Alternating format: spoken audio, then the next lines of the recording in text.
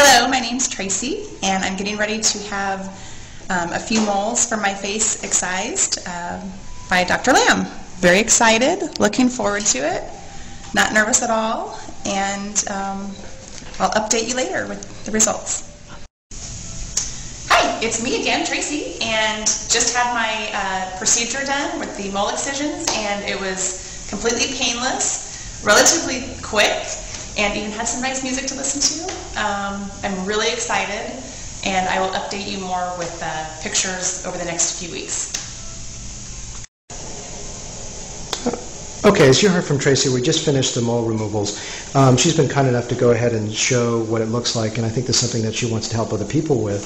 So I want to go through, just for fun, some of the things that I did for her.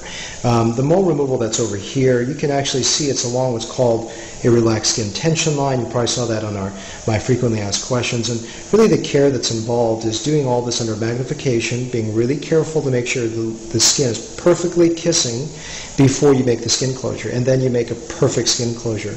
It's using what's called a locking method so that the wound edges are perfectly touching, which is really, really important. So that mole was removed. The mole that's here actually was burned off. Now, in an ideal situation, I would have actually excised it, but the mole sits right at the top of that little Cupid's bow, and my concern was that if I had cut it out, it would actually create a slight distortion in that area. So what I'm planning to do is I burned it off. I'm probably going to leave some little few cells behind. It may come back, but it'll probably come back really small, and the wound will also contract. When that wound contracts down, I'm going to be able to then probably re-excise it, which I'm not going to charge her for. And in that way, I can preserve the contour. If that problem was, the mole was down here, it would have been very easy to remove, and I would have just actually excised it and closed the two edges together. But this is an area, it just so happened to fall where that V shape of that lip is, and I just didn't want to take that risk for her. So it's worth for her and me to have a little bit more work to do it. This was her principal concern over here, and it was a rather sizable mole. So remember what we talked about in the FAQ section, which is how wide and high it is actually reflects how deep it is. And so that really would have failed if we just did a surface cut job on her, shave. And this was really important, is that the way that, you probably saw, I should have described it before I excised it, but it actually looked like a orange slice in the terms of the shape. So the reason is that I wanted to migrate all this tissue into the nasolabial groove, or in layman's term, a smile line. So I brought that in. And the other thing that's really important is, besides a good two-layer closure, is I was able to take that area, and which is a longer incision limb and a shorter incision limb, and match them so that that area doesn't look like puckering or distortion. And it actually came together really nicely with that. The other thing that's important is that I did undermine, which means go underneath the skin about probably 1 centimeter this way and none this way, so the incisions get pulled up this way. There's a little distortion and kink at the bottom edge, and that will continue to settle down as the swelling goes down. But just to show you some of the concepts of good mole removal, and Tracy had mentioned that may be a good idea that we just discuss that as we just finish the procedure now. I'm going to do some close-ups. You know what, that's a little blurry because this doesn't have a macro lens, so hopefully, that's about as close as we can without causing blurring. I think hopefully you can just sort of see that. So that's it.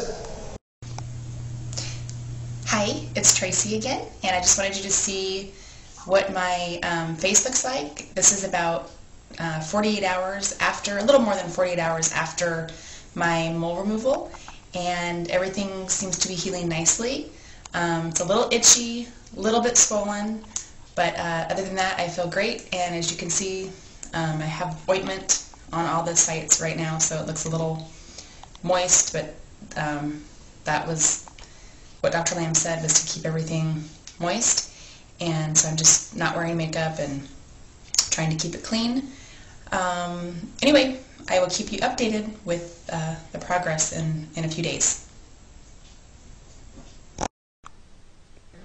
Hi, this is about 48 hours after the dermabrasion on this side, and after the laser on this side with the 5FU, I believe, injection on this side. So I will update you in a couple more days with the progress. Hi, today is day 6, and just wanted to give you an update on my progress. The side that had the dermabrasion is healing really nicely. Everything has fallen away, and it's nice new skin underneath.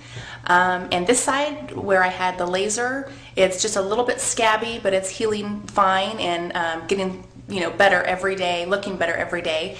And I'll update you maybe in like another 2 weeks. Thanks. Hi, I just wanted to give you an update on how things are progressing.